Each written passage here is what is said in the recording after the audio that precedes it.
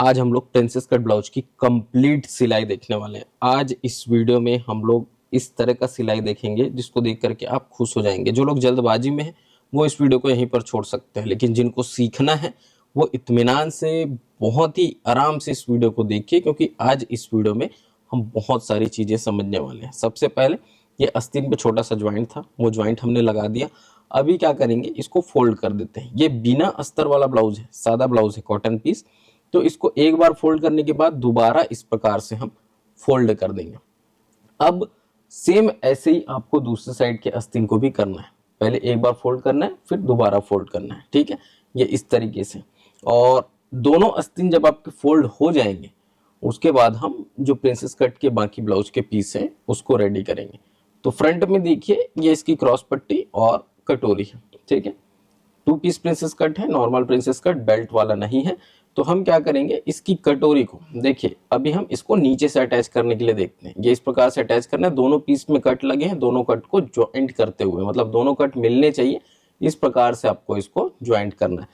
Double मजबूत सिलाई हर जगह पे कॉमन रहेगी। इस प्रकार से आप इसमें पहले सिलाई लगा लें अच्छे से डबल, और उसके बाद दूसरे साइड का जो पीस है उसको भी आपको ऐसे ही ज्वाइंट करना होगा। तो आप इसको ऊपर या नीचे दोनों तरफ से ज्वाइंट कर सकते हैं। इसमें आप एक साइड हुक की पट्टी लगाएंगे और एक साइड आई की पट्टी लगाएंगे। वो कस्टमर के कंफर्ट के ऊपर में डिपेंड करता है कि आप कौन सी साइड हुक की पट्टी लगाएंगे और कौन सी साइड आई की पट्टी लगाएंगे। बस इतना ध्यान रखना कि आई की जो पट्टी है वो थोड़ा सा चौड़ा लगाएंगे और वो ब्लाउज के बाहर लगती है।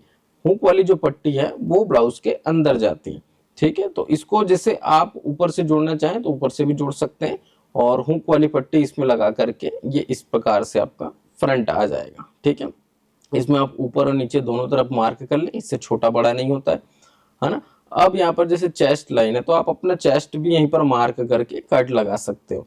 तो जो चेस्ट साइज है वो एक्चुअल में आप इस प्रकार से नाप लेना। आई वाली पट्टी को छोड़ देना, हुक वाली पट्टी को साथ में रख के नाप लेना। अब आपका फ्रंट भी रेडी है। अब बात आती है बैक साइड की। तो सबसे पहले इसमें पीछे पल्ले का जो डॉट है उसको लगाएंगे। तो ये इस प्रकार से जो पीछे पल्ले का आपका डॉट रहेगा उसको लगाना। दोनों साइड के डॉट बहुत नॉर्मल से ये डॉट लगते हैं, ज्यादा चौड़ा नहीं लगाना होता। टोटल में हमने 1 इंच मार्जिन दिया है डॉट का, तो ये हाफ इंच ही डॉट लगता है, मतलब पाव इंच से ज्यादा इसको दबाना नहीं है एक साइड को। अब देखिए यहाँ पर ये इसका सेंटर है, समझना मेरी बात को। एक इंपॉर्टेंट टिप दे रहा हूँ। तो हम यहाँ पर क्या करेंगे, ये इस तरीके से देखिए सेंटर रखें, सेंटर से इसको फैला के देखेंगे कितना फैल रहा है। नॉर्मल फैलाना है, बहुत ज्यादा नहीं। और यहाँ पर आप देखेंगे कि ब्लाउज जो है पीछे का जो पल्ला होता है बॉडी पर जाने के बाद इस तरह से फैल जाता है। फैलने की वजह से शोल्डर गिरने की प्रॉब्लम, आर्म होल में झोल आने की प्रॉब्लम बहुत कॉमन है। तो आप इसको थोड़ा सा छाड़ देंगे। अगर आप बिना दिमाग लगाए छाड़ना चाहते हैं तो सीधा सीधा इस तरह से 1.25 इंच छाड़ दें। हर एक साइज के ब्लाउज में इस प्रकार से 1.25 इंच छाड़ देना है। नीचे कमर को कुछ नहीं करना, खाली चेस्ट एरिया को। अब बहुत से लोगों के इसमें प्रश्न हो सकते हैं कि सर क्या आर्म होल तो कम नहीं पड़ेगा? तो नहीं पड़ेगा, उसके लिए आप निश्चिंत रहें, ठीक है।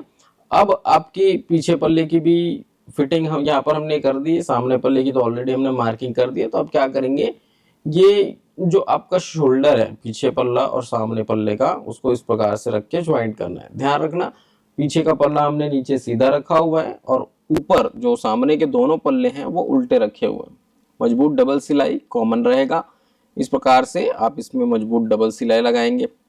उसके बाद जो है यहाँ पर ये वाला जो पोर्शन है ना, इसको थोड़ा सा ध्यान देंगे।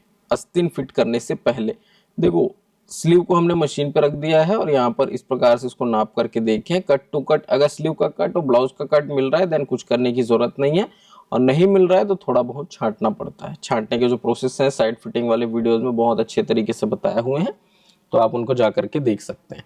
ये आपको पहले एक साइड को फिट कर लेना है सेंटर से, और उसके बाद सेंटर से दूसरी तरफ इस प्रकार से फिट करते हुए आएंगे। स्लीव को फिट करते वक्त एक चीज का ध्यान रखना कि आप शोल्डर के पास की जो सिलाई है उसको थोड़ा सा स्ट्रेट रखें, अच्छे से रखें। वहां पर भी शोल्डर की प्रॉब्लम्स आती हैं, फुला फुला सा दिखता है शोल्डर के पास, तो ऐसा ना हो उसके लिए आप अच्छे से सिलाई लगाएं। फिर बाद में ये क्रीज लगा के भी देख सकते हैं। आप जब क्रीज लगाते हैं तो आपको समझ में आ जाता है कि आपके आस्तीन की जो फिटिंग है वो सही से हुई है कि नहीं हुई है, ठीक है। अब उसके बाद जो है ये इस प्रकार से आपको ब्लाउज को सीधा रख करके सिलाई लगानी। ठीक है। सीधा रख करके सिलाई क्यों लगानी है, ताकि अंदर कोई फुचड़ा वगैरह ना आए, है ना। ये फिनिशिंग के लिए की जाती है। उसके बाद दूसरे साइड का जो प्रोसेस है वो सेम करना है आपको। इसमें भी आपको स्लीव की फिटिंग करनी है पहले। तो सेंटर से एक साइड इस प्रकार से पहले फिट करेंगे, उसके बाद दूसरी साइड क्रीज लगा के देख लेंगे, ठीक है, स्लीव आपका परफेक्ट फिट हुआ है कि नहीं, ये बहुत जरूरी है। और उसके बाद दूसरे साइड का भी हम सीधा सिलाई इसको रख करके लगा देंगे, ठीक है। फुचड़ा बंद अगर आप चाहते हैं तो आपको सीधा सीधा रख करके सिलाई लगाना ही होगा, है ना। और यहाँ पर बहुत से लोगों के साथ क्या होता है कि सामने का पल्ला और पीछे का पल्ला एक बराबर मैच नहीं होता, छोटा बड़ा होता है। तो उसका रीजन क्या हो सकता है, कटिंग में फॉल्ट है ना। तो अगर आप सही से नहीं कटिंग कर पा रहे हैं तो आप दिलीप टेलर्स एंड बुटीक के रेडी पेपर कटिंग्स यूज कर सकते हैं। डिस्प्ले पे हमारा व्हाट्सएप नंबर चल रहा है, जिसमें 100% फिटिंग गारंटी के साथ by one get one free offer के साथ आप लोगों को पेपर कटिंग्स मिल रहे हैं, जिसमें कैश ऑन डिलीवरी की भी सुविधा उपलब्ध है। तो आप लोग पेपर कटिंग्स मंगा करके जरूर देखिए, उसमें आपको फिटिंग बहुत अच्छी आने वाली, बशर्ते आपको सिलाई आना चाहिए। अब यहाँ पर देखिए, ये इस प्रकार से हमने कमर की पट्टी इसमें अटैच करी हुई है। अब ये जो कमर की पट्टी है, इसके लिए आप इस प्रकार से ऊपर एक सिलाई लगा दें। देखो, कमर की पट्टी में बहुत से लोग आज भी तुरपाई करते हैं, है ना। तो तुरपाई जिन लोगों को करना है वो लोग क्या करेंगे, एक कच्चा सिलाई इस कमर पट्टी के ऊपर में लगा करके छोड़ देंगे, है ना। सेंटर में बीचों बीच आप कच्चा सिलाई लगाएंगे और छोड़ देंगे। और जैसे मान लो आपको तुरपाई नहीं करना है तो कॉर्नर में एक पक्की सिलाई लगाएंगे, जैसे हम अभी लगा रहे हैं, बिल्कुल कॉर्नर में पक्की सिलाई लगा देंगे। आजकल ज्यादा तुरपाई के झंझट में नहीं पड़ते हैं लोग, है ना। और अगर सेम कलर के धागे से स्टिच हुआ है तो कस्टमर को भी उतना फर्क नहीं पड़ता है कि इसमें तुरपाई हुआ है कि सिलाई चला है। हुकाई की पट्टियों पर प्रॉपर सिलाई आपको चला लेना है। और ये जो आपका फिनिशिंग है यही मायने रखता है ना। आप कस्टमर से ज़्यादा चार्ज करते हैं, आप कस्टमर को सेटिस्फाइड करते हैं, तभी आप चार्ज ज़्यादा कर सकते हैं। तो उसमें क्या है कि आपको अपनी फिनिशिंग दिखानी पड़ती है। आपको डिज़ाइन बनाना आ जाता है, अच्छी बात है, लेकिन अगर आपके फिटिंग्स अच्छे नहीं आ रहे हैं, आपकी फिनिशिंग अच्छी नहीं है, तो फिर कस्टमर आपको ज़्यादा पे करने के लिए रेडी नहीं होते हैं। ये चीज़ का ध्यान रखना। तो इसके लिए आप लोग बहुत अच्छे तरीके से सिलाई को करो, आराम से किया करो, हड़बड़ी नहीं करो, है ना। और जैसा मैंने कहा, अगर कटिंग में समस्या है तो दिलीप टेलर्स एंड बुटीक के रेडी पेपर कटिंग्स को यूज करो। यहाँ पर आपको 100% फिटिंग की गारंटी मिलेगी। कमर का मेजरमेंट ले लेना है, जितना एक्स्ट्रा आएगा देख लेना, है ना। मान लो 4 इंच एक्स्ट्रा है तो 1 इंच दबाना होगा, 2.5 इंच एक्स्ट्रा है तो 1.25 इंच दबाना पड़ेगा, है ना। ये इस तरीके से 3 इंच में 1.25 इंच दबता है, 2.5 इंच में 1.25 इंच से और कम दबेगा थोड़ा सा। चेस्ट जितना है उसका चौथा हिस्सा डायरेक्ट यहाँ पे मार्क कर देंगे। आस्तीन गोलाई जितनी है उसका आधा यहाँ पर मार्क कर देंगे। तीनों निशानों को स्केल से या इंची टेप को ही रख करके सीधा मिला लेना है। ये इस प्रकार से देखिए, फिटिंग की सिलाई सीधी आएगी तो आपका ब्लाउज दिखने में भी बहुत सुंदर लगेगा और फिटिंग भी ओवरऑल बहुत अच्छी आने वाली है, ठीक है।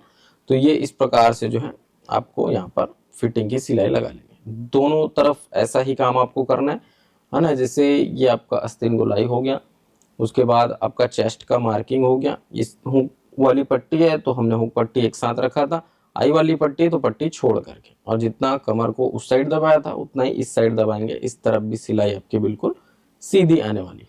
क्यों होता है ऐसा, क्योंकि कटिंग परफेक्ट है। कटिंग में फॉल्ट है तभी इधर उधर होगा झमेला, और कटिंग अगर सही है तो कुछ प्रॉब्लम नहीं होने वाली। बिगिनर से बिगिनर भी इस प्रकार से सिलाई कर सकते हैं, बशर्ते आपका कटिंग सही होना चाहिए। सिलाई में जो जो चीजें बारीकी से ध्यान दी जाती हैं उसके बारे में हमने आपको बताते हुए इस वीडियो को बनाया है। अभी ये जब पूरा आपका ब्लाउज रेडी हो जाता है, फिटिंग हो जाता है, तो लास्ट में बच जाता है क्या, पाइपिंग। अब पाइपिंग के लिए आप क्या करेंगे, डोरी वाली पाइपिंग लगा सकते हैं, आप चाहे तो गले पर पट्टी लगा सकते हैं, बकरम लगा सकते हैं, नॉर्मल पाइपिंग लगा सकते हैं जैसे हम अभी लगा रहे हैं। तो सादा ब्लाउज में आमतौर पर नॉर्मल पाइपिंग ही लगता है। इसको एक कॉर्नर से फोल्ड करना रहता है। फोल्ड करने से पहले आपको इन्हें छोटे छोटे पीस में कटिंग करना रहता है। कटिंग उरेप की जाती है। उरेप कटिंग करने के बाद तिरछा ज्वाइंट करते हैं। फिर आपको एक कॉर्नर से फोल्ड करना है, उसके बाद ब्लाउज को सीधा और पाइपिंग को उल्टा रख करके पाइपिंग को फिट किया जाता है। क्लियर है। और उसके बाद जो है इसको आपको पलटाना रहेगा। तो पलटाने से पहले ये जो हम कट लगा रहे हैं ये सबको ध्यान में रखें, है ना। क्योंकि पाइपिंग पलटाने के लिए ना आपको ये ध्यान रखना जरूरी है गोल पाइपिंग में कि अंदर कितना कपड़ा है। अंदर एक बराबर कपड़ा होना चाहिए, तभी आपका पाइपिंग एक बराबर बनेगा। और अंदर अगर कपड़ा कहीं पर कम कहीं पर ज्यादा है तो आपका पाइपिंग, गोल पाइपिंग जो है वो सटीक नहीं बनेगा। डोरी पाइपिंग में ये छोटे मोटे मिस्टेक जो है वो चल जाते हैं, लेकिन ये जो गोल पाइपिंग हम लगाते हैं, सादा पाइपिंग जो लगाते हैं, इसमें बहुत ध्यान रखना होता है फिनिशिंग का। ये बिगिनिंग स्टेज पे होने वाली चीजें नहीं है, इसके लिए आपको मेहनत करना पड़ता है, लगातार प्रैक्टिस करनी पड़ती है, तब जा करके ये बहुत अच्छे तरीके से बनता है। ठीक है, तो ये इस प्रकार से जो है आपको पाइपिंग को पूरा पूरा लगा लेना है। ठीक है, और इसके बाद जो है आपका ब्लाउज कंप्लीटली रेडी हो जाएगा, बस उसमें हुकाई करने का काम रहता है। तो ये जब ब्लाउज रेडी हो जाएगा तब आप देखेंगे कि इसका जो फाइनल लुक है वो कुछ इस प्रकार से आएगा, है ना। नॉर्मल प्रिंसेस कट ब्लाउज जिसमें बेल्ट नहीं है, ओनली 2 पीस है, क्रॉस पट्टी और कटोरी, नॉर्मल स्लीव के साथ। मुझे उम्मीद है आप लोग को ये वीडियो पसंद आया होगा। वीडियो अगर पसंद आया तो उसको लाइक करना, शेयर करना। अगर आपने वीडियो पूरा देखा है तो मुझे कमेंट में ये जवाब जरूर देना कि इसमें मैंने पीछे पल्ले को जो छांटने के लिए बताया वो कितना इंच छांटने के लिए बताया। मैं समझ जाऊंगा कि आपने वीडियो को पूरा लास्ट तक देखा है।